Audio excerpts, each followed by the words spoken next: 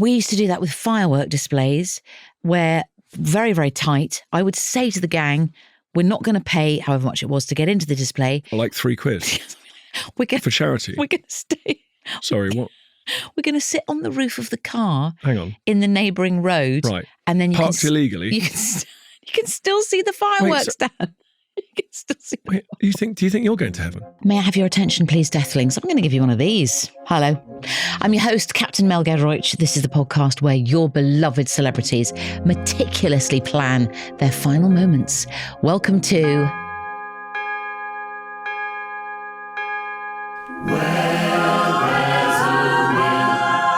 There's a wake, there's a wake. Right, cross your arms and fingers on lips, please. There's another sinful soul waiting to be shoveled into the afterlife.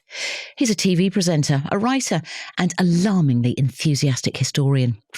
Basically, what you'd get if a zealous history textbook suddenly grew legs and sprinted down a muddy battlefield shouting facts at strangers.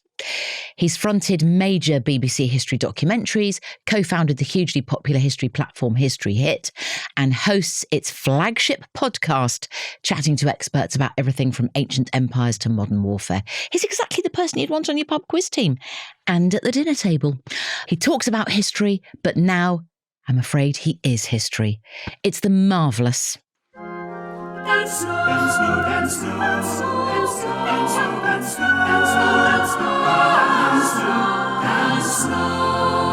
They were perky. That was very perky. Wonderful. I've heard that in my dreams. Have you, Dan? Yes, just that's what I imagine, sort of celestial angels seeing. Never happened in real life, though, so this is big exciting for me. Wowee.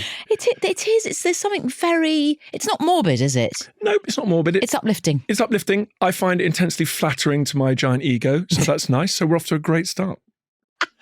It's so nice to see you, Dan. I'm sorry you've died. I'm sorry I've died too, but it's nice to be here because you are one of the best broadcasters I've ever worked with. And so I always every time I've been on a show with you, I've learned a lot. And you're one of those rare people that's sort of fabulously funny and kind and informative. Brilliant. Dan, I'm a little bit speechless. Oh, well. And pardon me once more. Yeah. I mean, that was just the beginning. No, Dan, it's really lovely to see you.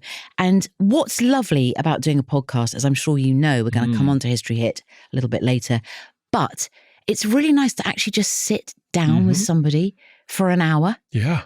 I know, because I came on your show and it was like 2 minutes. Maybe that's just me. Maybe it's like, but other people no. But it's true. It's nice to have a chat, isn't it? It's it's lovely. Fun. It's gorgeous. While I just recover from those compliments, let's see what these guys want to sell you. Coming up soon. Did the Vorderman detox. No meat, no wheat, no caffeine, no alcohol, no shugs. Wow. After the month, I went to a rotisserie and like Henry VIII, I ate 2 whole chickens. Oh. Right, Goddess Charlie, before we get into today's wake, I need to tell you about something that has absolutely brought me back to life. Fat Face's new summer campaign in hot pursuit. Do you remember Maisie Adam revealing the surfing, SURFING, acronym that Fat Face shop assistants used to use? I, for one, will never forget it. Maisie Adam was sitting just there. From say hello to say goodbye, they've got it all covered. And honestly, with this new collection, I would happily let somebody surf me straight into a changing room. Lovely. All that sunny nostalgia, all those good times vibes. Trezor summer holiday chic. Exactly, Goddess Charlie. And I've already picked my favourites. The matching cords and those lightweight summer dresses. Perfect for wafting around on holiday pretending you're in a film. And we love a perk. Fat Face is giving Where There's a Will, There's a Wake listeners 20% off with the code Where There's a Will 20 until the 16th of August. Treat yourself. You can shop the collection at fatface.com with 20% off using the code Where There's a Will 20. Isn't that good? Where There's a Will 20. Dan. Yeah. So great to see you. It's good to be here. In some ways. I'm a bit sad about being dead. Oh, Dan. Struck down in the prime of life. I know. We'll get on to the kind of whys and wherefores in a bit. Yeah. But for the moment, I'm imagining you're a can-do kind of a guy. You are. Yes, I hope so. Yeah. You are. Yeah. When you get to the pearly gates or equivalent thereof, yes, I'm imagining you'll kind of take it by the collars. You'll see St. Pete or whoever, and you'll just have a very good, straight-talking kind of from the hip. I'm in. Let's go, Pete. Yeah. Open up those gates. Wow. Oh, well, because I'm relatively quite a nice guy. In the long story of humanity, Yes. I have not once set fire to someone's thatch, enslaved their wife and daughters. I've not once climbed over the beach with a shining spear tip and thrust it into the entrails of my enemy. I've not once ridden across the great Asian steppe, driving my enemy before me. I haven't really killed many animals. I mean, relatively, I'm quite, objectively speaking, quite a nice guy. And you haven't invaded a country? Oh, hang on. No, you haven't. No, you haven't. No, I have not invaded anyone. So Dan, I think so.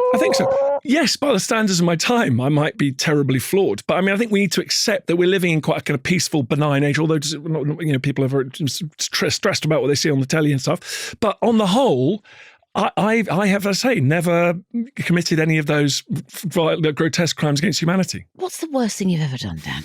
Well, listen, obviously the woke answer is air travel. So hey, I travel around a lot. So no, the worst thing. So the worst thing I've done, I think that's, I don't know, the worst thing I've ever done. What do you think about? I choose to talk about. What do you think about electric aeroplanes? I'm into it. Yeah. I listen. Well, I ingest lots of dad content on the social medias. Yeah. Electric airplanes come a lot. Yes. Wind speeds in various places. I'm very interested in the wind. Yes. Even places where I'm not at the time. Yeah. It's like interesting high winds in Indonesia at the moment. So me and my son look at a lot of weather apps, which is classic. So cute. So yes, electric airplanes for some reason is in my algo. I'm excited about electric airplanes. They're saying, I think, that an electric aeroplane at the moment can do 400 miles. Yes. I can't quite believe that. Well, why not? I don't. Yeah, we can go to the moon, but 400 miles out of Lecky, I don't believe it, mate. What's your expertise here? Well, it just worries me. I'm just thinking about a car battery and the size of that compared to the chassis of the car.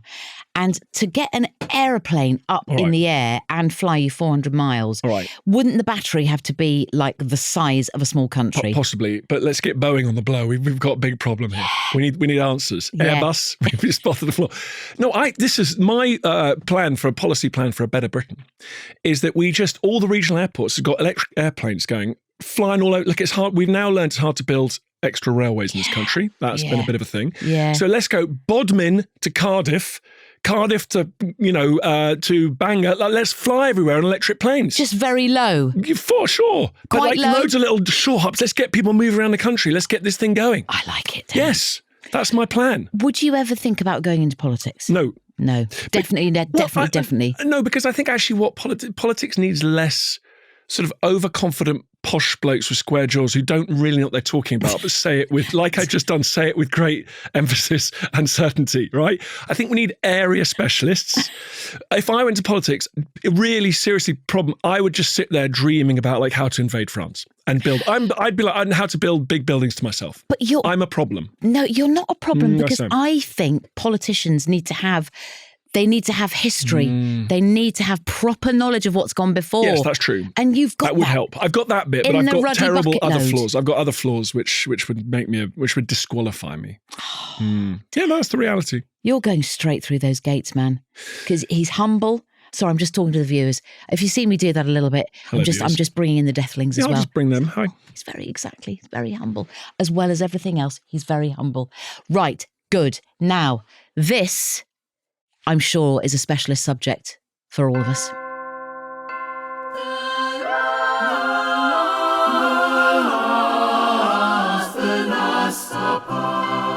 You can have anything.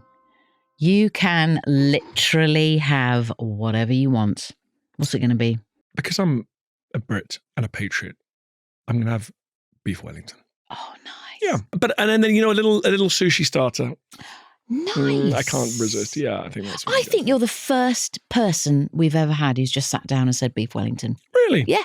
What's wrong with people? Can you cook a beef Wellington, Dan? Of course not. No. That's why I'm ordering for my last meal. Never have out what you can have in. You know what I'm saying? I've never tried. Like fish fingers for your last meal like this. So, I'm going something complicated. Yeah. And I'm going beef Wellington with all the trimmings. Are we talking a puff pastry or a short pastry? I like to think short pastry. Yeah, I think it's got to be short, hasn't it? Yeah, I think so. And how is the beef done on the inside? I'm quite rare, please. Okay, okay. So that is quite tricky to cook. Well, that's why I'm not cooking at home. You're damn right. Who's going to cook it for you in an ideal world? Well, who's really making it happen at the moment in the world of bakery meats? So I will name somebody that will be so ruddy out of date. Great. I spend my time talking about people who've been dead for hundreds of years, so this is like cutting edge. Who are the top chefs these days? Yeah. I was going to say Jean-Christophe Novelli. Yeah. I mean, he was in the 90s. Okay. And he had some ups and downs, but I think he's okay. Good. Angela Hartnett. Always great. good. Let's do her. Always good. Because I think everyone's got a beef Wellington. That's sort of a signature. Everyone needs a beef Mary Berry. Berry. Berry's Wellington is absolutely amazing. That's the ultimate British mashup, isn't it? Yeah. It's a British dish named after our greatest military commander, land commander, and by Britain's greatest national treasure. For chef of the moment. Right. Okay. It's Berry's Beef Wellington. I wouldn't necessarily put her on sushi. Okay. Yeah, no, we'll get someone else for the sushi. Okay. Do you know, I'm actually mad at every simple taste I get to use Lobaz. I'm happy to just get a little box from Itsu. Do you know what? I had a delicious dinner out the other evening in Paddington Station. Quite right. In Itsu. Yeah, I bet you and we spend a lot of time in stations, don't we? Absolutely. Yeah. It was really bloody nice, really actually. Nice. And I cannot abide food snobbery. I cannot abide wine snobbery. The best glass of wine is the one that's there in your hand that someone's just given you. The best bit of sushi is one that's just there and you've got good fellowship around you. I like this, people Dan. watching. I like this, Dan. People sourcing fish from just whatever. Yeah. As long as it's ethically sourced, bring it on. Wine pairing. What? Wine pairing. Wine flights. Oh my goodness. We were in Greece the other day. And the team were in Greece and you go into a place and he said, I don't want to see the menu. No. Bring me what you've got today. Yeah. And bring me a flagon, a carafe of whatever wine you've gone out the back and got off the local farm. I'm not going to look at your wine list. What do I know about your wine list? It's an abomination. I know what you mean about not choosing in a restaurant. It's a lovely thing, isn't it? Beautiful thing. When someone just says, hey, what are you cooking? Comes to the table and says, there you go. This is what we've got. Yeah. Oh, I love that. Love that. Dan's very strong. Now, pudding. Dan, do you like puddings? I've got a strange thing about puddings, which is that I once went on a sort of insane crash diet to get in the back of a fighter jet because I was too heavy for the ejector seat.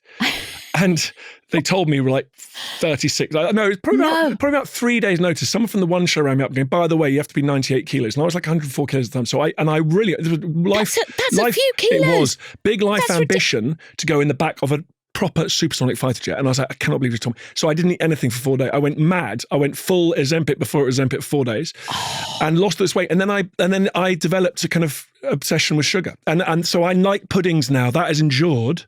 Since then, when did you do that? Oh, that was like 15 years ago. So I've got a hold on it now, but I went slightly crazy for a few years after that. For a few years. Yeah, no, I really respect and appreciate now the challenges people have with food because I went through this and I became obsessed. I was always like grabbing my skin. So yeah, I developed a bit of a sort of, a gentle food thing, which really helped me respect the fact what a lot of people go through. Sorry, I still can't believe you had to lose 6 kilos in a week. No, it was wild. It was a crazy experience. I did the Carol Vorderman detox, which is a month, Dan. A month of, it's not like what you did, but I was, I'd had 2 kids in quite quick succession. And I was piling a bit of the old LBs on. And I thought, right, I've got to take this in hand. Thank you very much. Anyway, did the Vorderman detox. Mm-hmm. No meat, no wheat, no caffeine, no alcohol, no sugars. Wow. After the month, I went to a rotisserie and like Henry VIII, I ate 2 whole chickens. Oh.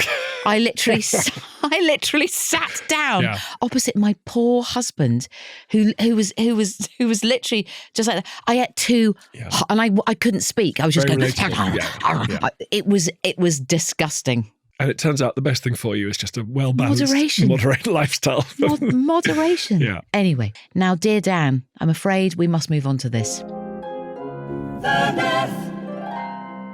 The death. Dear Dan, what happened? Most realistically, according to my wife and sort of family, the death is most likely to be at dawn, climbing up to the castle on the ridgeline above the sort of, the place we've gone on holiday to have a relaxing holiday, and I lead everyone. Come on out of bed, and it's a bit hot. This is and so familiar. This is familiar. Yeah, bit hot. And I do. It's very kind of very British in a way, and that sort of savage, masochism we have, either falling off some sort of ridgeline or just having a sort of giant cerebral or heart event. I think probably, and then just dropping down under a castle, dropping down at the castle walls, and thinking, actually, with my family, overlooking the cerulean sea as the sun comes up, possibly in Cornwall in Scotland or in the Mediterranean, I'm pretty sure that's how it happens. What's your favourite castle, Dan? You can't ask a man that, I know. That's too difficult for me. I know. I mean, I'll tell you what, there's a castle in Corfu, parked on a hilltop, and it is just the most astonishing sort of position you've ever seen for a castle. It's just like a fairy tale. It's like on a huge big rock sticking out of the sea. Oh my, and is it pointy? Pointed, and there's a teeny little path leading up to it. And it's got everything you need. Oh man! I think it's called Angelo Castro. I think that one. Anyway, so it's hard. I get a bit disappointed. We've done many of those trips on a castle trip where there's kind of nothing to see. Well, and I know you've got to use your imagination. The hot take, weirdly, is the best place to see a castle is actually from the neighbouring hilltop. Yes. So you think, let's go and walk up to the castle, and you get there and it's suddenly less magical because it's sort of tumble down, you don't really know what's going on. Yeah. And there's sort of some rubbish porta cabins inside it. So we're like, dare I say, sometimes like the Parthenon, you want to be looking at the Parthenon from another place in Athens, as the sun goes down with a nice drink in a rooftop bar. You're like, wow, that is the coolest thing I've ever seen. We used to do that with firework displays where, very, very tight, I would say to the gang, we're not going to pay however much it was to get into the display. Like £3.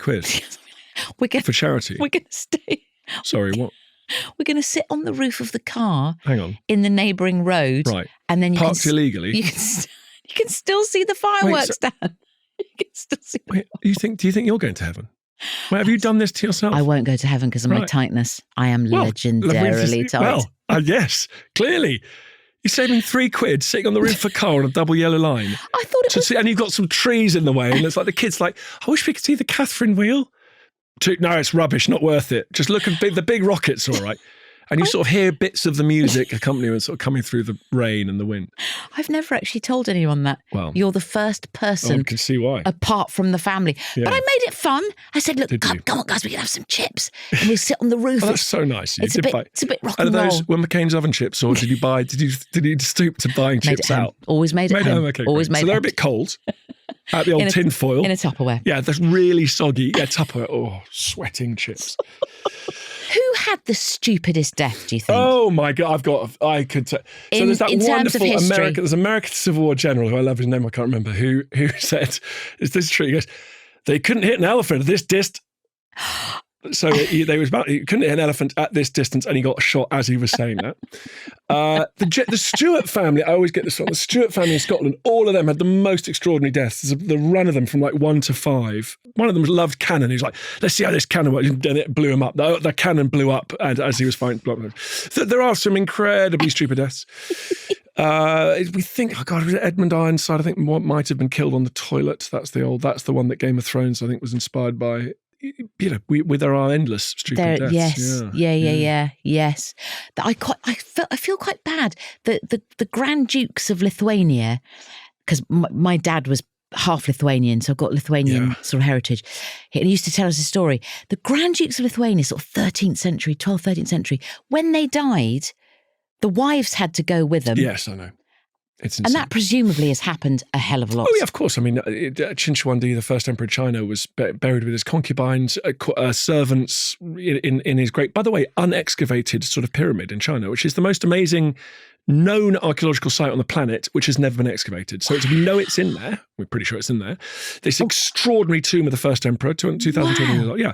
And around that tomb, there are all sorts of people he wanted with him in the afterlife that were killed. Yeah, it's particularly, Would you ever be tempted to sort of take anything like that on? Oh, would I be tempted? Come on. Get in there. That's the big one. Come on. Oh, God. I can see you doing it, Dan. Yeah, that's how I die. I open that, one of the old crossbows, allegedly there are like weapons that are sort of positioned at the entrance. Take a crossbow bolt to the chest, open it. I'm going to change the way I die. That's a cool way to die. Take a crossbow bolt to the chest whilst ingesting a load of mercury. Oh, no. That's complicated. That's a bit complicated. Let's go with the walking. slash crossbow. Also, unlike, although Chinese Communist Party, call me. Yeah, no, absolutely. Now, dear Deathlings, this is all about you.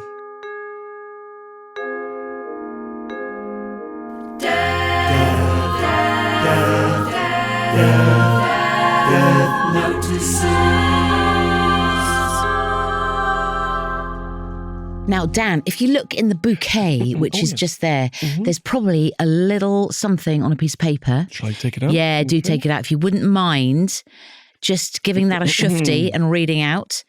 Our amazing viewers slash listeners, the Deathlings, are so good. Keep them coming, guys. You know what to do. Dan, if you will. Hey, Mel and fabulous guest. Did they know I was coming, or did they just say that about everyone? Okay. All this talk of dream funerals and perfectly created wakes has made me desperate to throw myself an absolutely iconic party. Yes, ideally while I'm still alive and can enjoy it. Sadly, I need help. Apparently, my friends think I throw objectively awful parties. What? No. What? This was news to me because I genuinely believe an evening featuring a dangerously early start, yes. Always good. Yes, it shouldn't be an evening, it should be an afternoon. Warm Prosecco. No. No, we'll chat beige about that. Buffet food, which I agree. Depends what it is. One deeply misunderstood party game. Yes, I quite like that. Background music that's too quiet to dance to, but too loud to talk over. And everyone politely leaving by 9 p.m. was exactly what grown women wanted. I'm with you on the timings, by the way. 9 p.m. It's beautiful. It turns out it's not. So I'm asking for your wisdom. What's the best or worst party you've ever thrown or attended? I will learn from this. Or at the very least, stop pretending supermarket hummus counts as hosting. Thanks, Jade in Surrey. Jade in I think Surrey. she's being harsh on herself, though. I'm again the old Prosecco, the warm Prosecco. I think you've got... I think that was... I can see that. You had a serious... Didn't like that. Yeah. Get your sink, Jade. Get your sink and get some ice bags. They're about £2 in Co-op. I actually bought one at the weekend. Chuck those in. Bit of water as well. People don't do that. H2O. Bit of water with the ice. Yes, because otherwise you're smashing bottles into ice, and at the bottom, it needs to be a looser... A looser configuration. Yes, yeah. And then get the Prosecco in. Sorry for the use of Prosecco. Yes. Nice. A good party, Dan. What is it for you? Well, I have strong views on this, which is what I don't like is a party that's in the diary for like 6 months. And in our wonderful British way, you get there and it's June, it's May, it's June, and it is hosing, cheating, honking down with rain. And we're all trying to be happy. And there's a sort of sad little canopy. Someone's gone to like the shops at the last minute and bought a little thing for the garden. And then it's like the sort of, that sort of slippery, damp thing you get on the patio terrace. And it's just sort of brown and grey. And it's rain, it's sludgy. Sort of plankton. What is that? Plankton. Yeah. It just comes out. And then you're all there and then you're in the house, you're out the house, and all trying to be happy.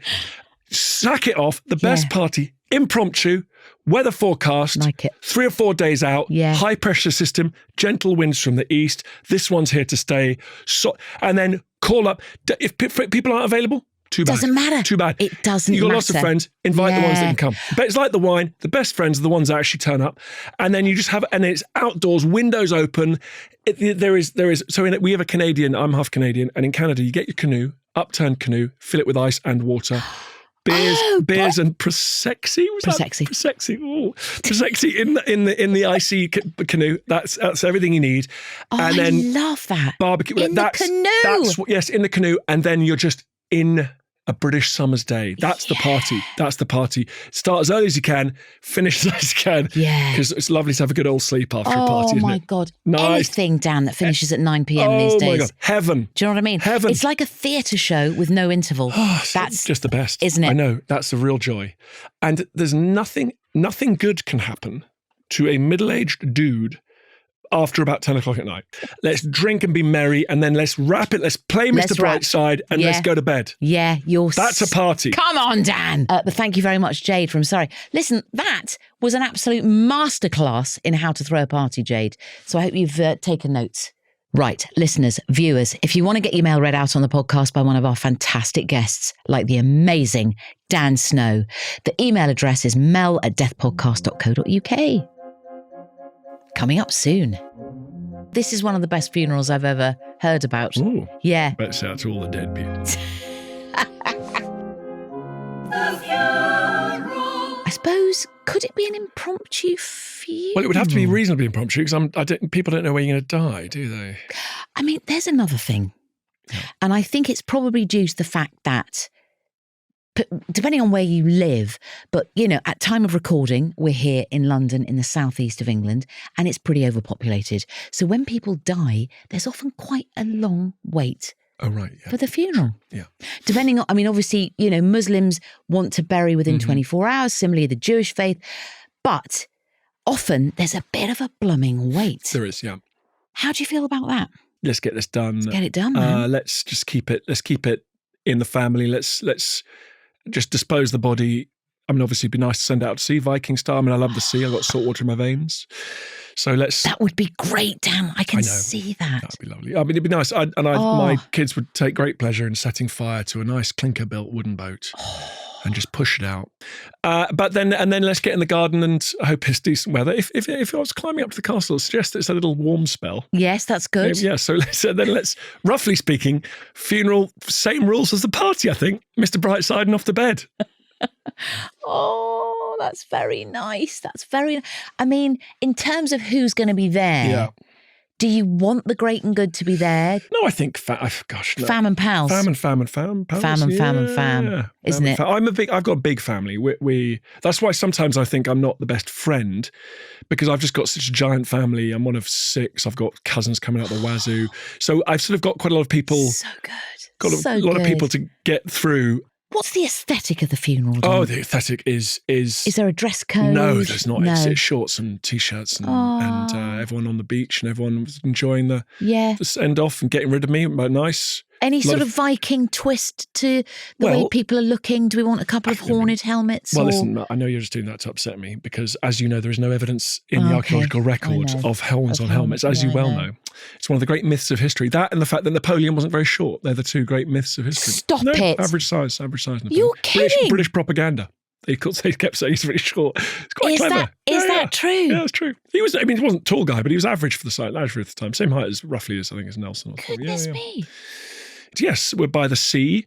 If people want to wear funny things and Viking things, they can, which is great. Yeah, I'm pelts. fully pelts. Yes.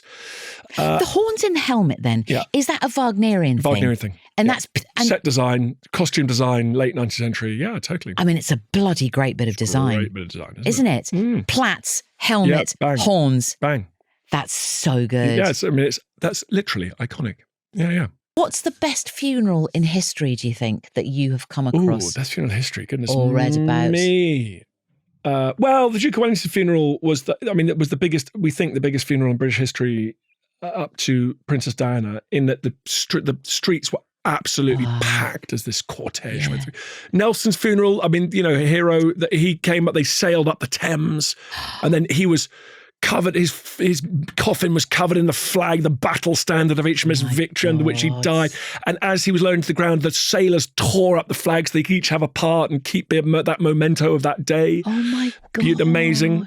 Wow. The Churchill famous, the funeral was, as he went down the Thames as well. He organised his own funeral. He organised his own funeral. He went down the Thames? He went down the Thames as well, probably because he wanted to be like Nelson. And it was all of the cranes and the docks, they all bowed their heads. Oh my. It was very cool. Oh, that's amazing. And then he went to go get buried at Blenheim because he was part of the Marlborough sort of dynasty, and he made sure he didn't go from Paddington, which is the normal thing to do. He went from Waterloo just so Charles de Gaulle had to go through Waterloo. And they changed at Reading, I think it was. So yeah, they organised it deliberately. Lovely knowledge. They changed at Reading. Yeah, well, you get these things right. Yeah, it's good fun. I love that. Yeah. Right, good. Food at the funeral? Barbecue. Let's go barbecue. We're going to be on a beach, aren't we? We're going to be on a beach. Yeah. I live on the beach. So that's why I'm talking. I should have made that clear. So I live in the New Forest, right next to the beach. I had my honeymoon there, Dad. Well, that's beautiful. Not very nice. Where did you go? Gosh. So we went to, it was near Lymington. Oh, yeah, there you go. I was 4.5 months preggers down, so I wasn't feeling quite at my best. I was a bit grumpy. Bit shotgun. Shotgun. Yeah, it really was. Old school. Old school. Polish impromptu. dad. Speaking of impromptu. It was. Yeah, there you go. It was. 4 weeks in the planning. Yeah, Dad. good. Yeah, literally. Part of me was thinking, slightly hrumph. Couldn't we go to Maui or whatever? But no, do you know what I mean? It was 4 days in the New Forest. It was beautiful. And we went to Buckler's Hard to see heaven. Nelson's, where Nelson built his ships. Yeah. So good. Yeah. Why would you want to go anywhere else, Gang? Well, important point. Do you know what I'm saying? Exactly. Good. Now we've sorted out the funeral. I think we've done some good deathmen. Actually, it's good. Now I think I know the answer to this. Buried or cremated. If you're on a Viking ship, Dan, which I'm really keen on, not in a that sounds a bit weird of me, but I just think that's you totally to be on the burning Viking ship. Yeah. You're going to be cremated, right? It's going to be cremated. So I'm going to be cremated, I'm going to burn, and then slowly the waves will extinguish it as the ship slips below the surface. Do we have music? Is there music? I suppose there could be music. Yes, why not? Let's blast some music out. Disco Inferno? Disco Inferno. I mean, I've got heteronormative music taste for a guy of my generation. I mean, I just love a bit of Oasis. Love it. I mean, look, you're laughing at me, but it's true. I'm wearing it as a badge of honour. I've imagined the most obvious 90s bangers you could ever imagine. Come on. Yeah, bit of Underworld. Yeah, cool. Whoa. Come on. Now we're talking. Now we are talking. Let's have a 90s floor filler or two. Yes.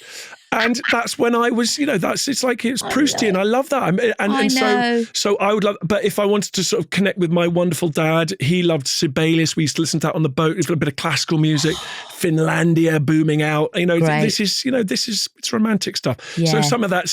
And then as the boat slips beneath the waves, and I become fish food. Those are the notes echoing across the silent sea. It's fantastic. Oh, man. This is one of the best funerals I've ever heard about. Ooh, yeah. Let's say out to all the dead people. Dan, importance. This is important on the old... Deathmin is a bit overused, isn't it? On the min front, this is important. The will and the wake. Yeah, the will.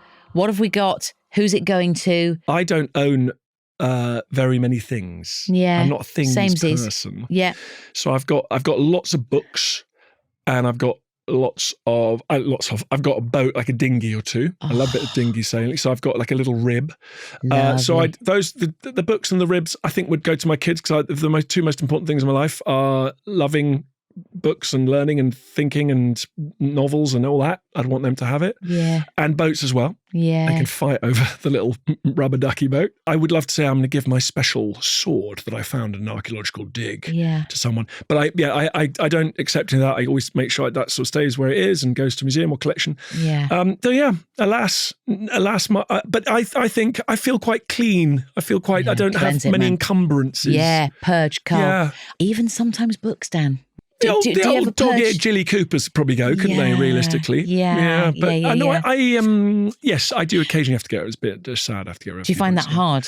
Very hard. Getting rid of books, man? Yes, very hard, yeah. Because nobody blooming wants them. Yeah, I know. No one wants them. Even though they make rooms, even if they don't want to read them, they make rooms so cosy and lovely. Yeah. And they're good for the sound. Actually, they're really good for you, books. Yes. And, a friend's done this. And it's not like a big grand staircase. It's just a normal staircase. Yeah. She's shelved it on one side. Brilliant. I love that. And over doorways as well. Over doorways, so nice, isn't it? Really nice. Yeah. That's a nice one. Yeah. Jade in Surrey, when you're not giving your impromptu party, you might look at that as well. Just do some... bit of bookshelf over the door. Come for the party advice, leave with the interior design. We're a broad church. Talking of which...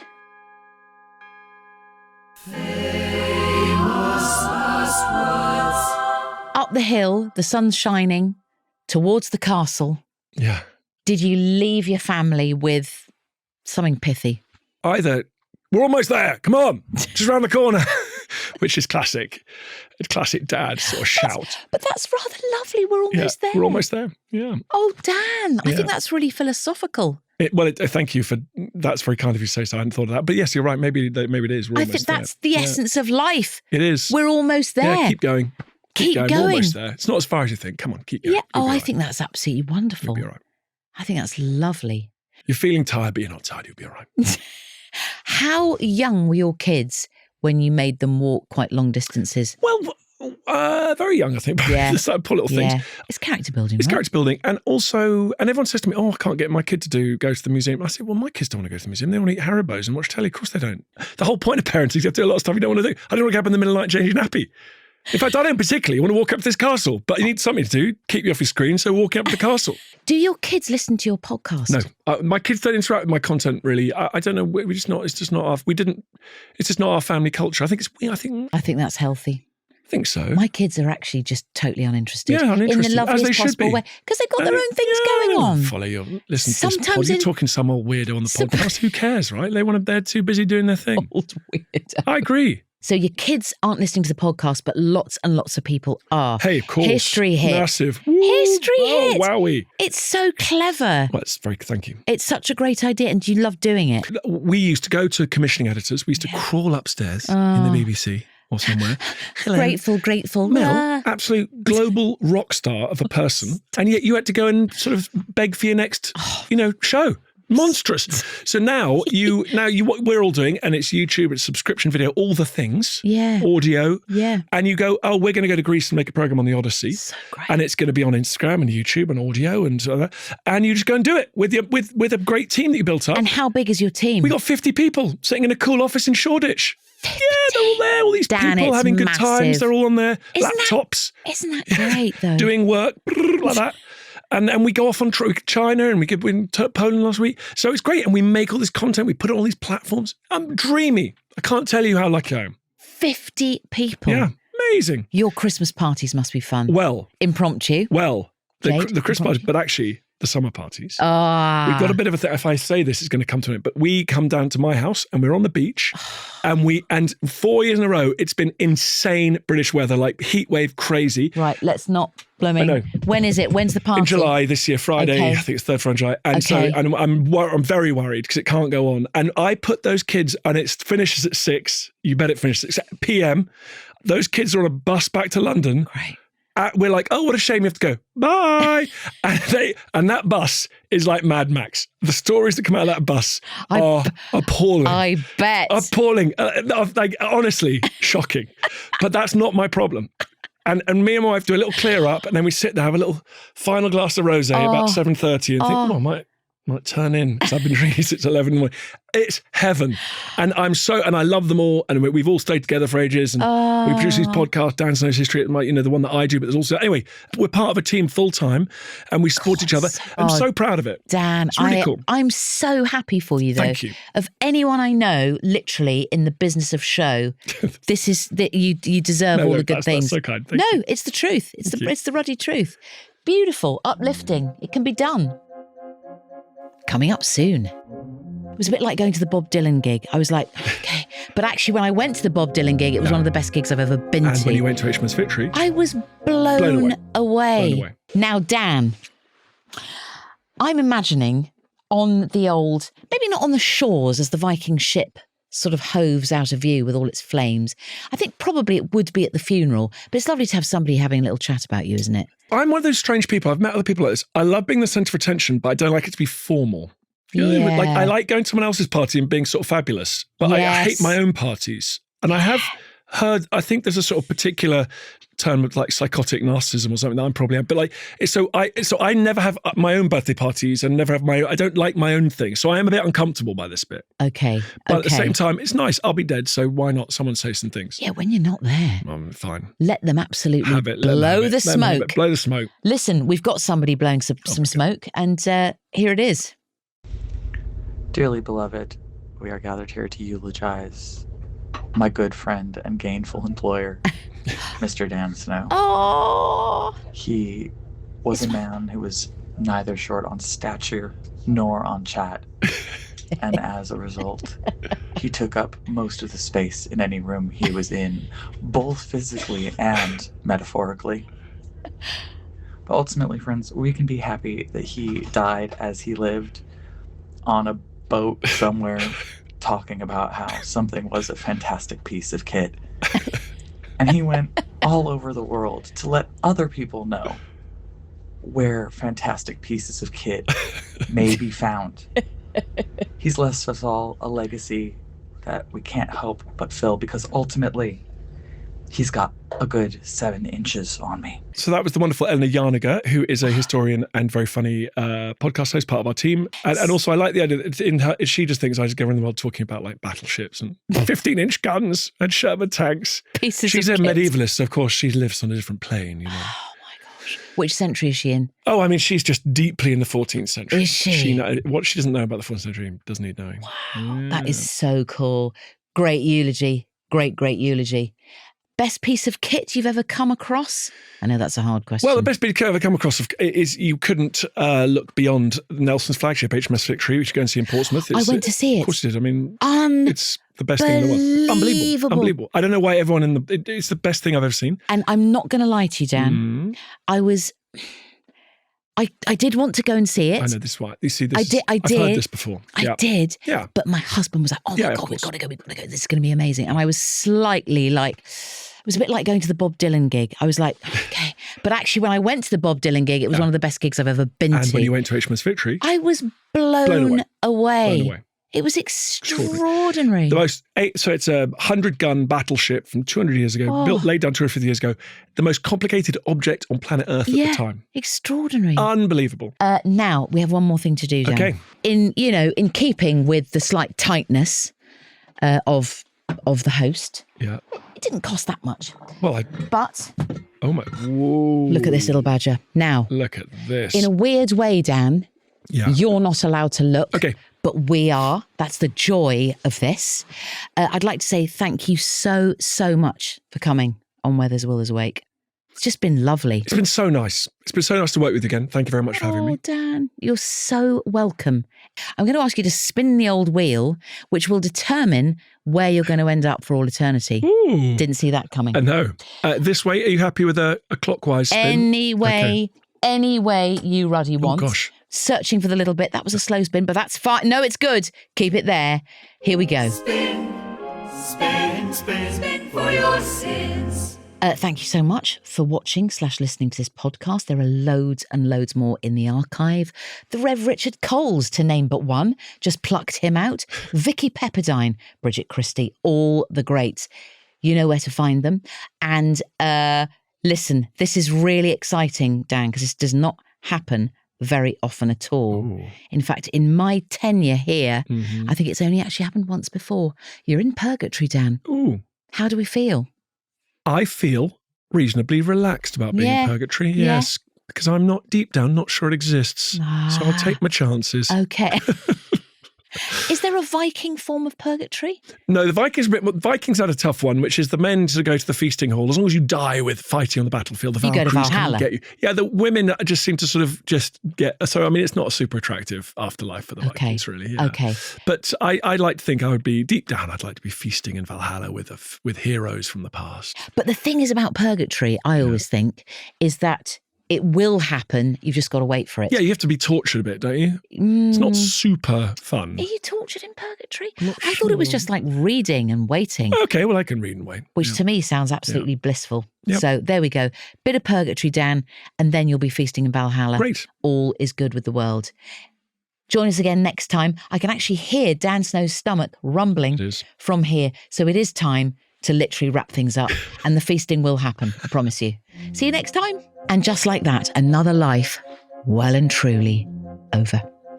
This week, we waved goodbye to Dan Snow, sealed the coffin, threw in a few good anecdotes, and quietly nailed the lid very shut. But death doesn't wait around, and neither do we. Another soon-to-be dearly departed will be joining us next week, ready to plan their own grand exit. In the meantime, if you're feeling morbidly curious, our back catalogue is ruddy brimming with ghosts of guests past, each one dying to be revisited. Until next time, stay mortal. You're listening to Where There's a Will There's a Wake with me, Mel Gedroich. The senior producer is Charlie Morell, and the junior producer is Rani Prescott, otherwise known as the Goddesses. The engineers are Gulliver Lawrence Tickle, Matthias Torres and Joshua Gibbs. Marketing's by Anya G. Spence. The executive producer is Ollie Wilson. Special thanks to Chris Skinner. Music is by the Rathbones.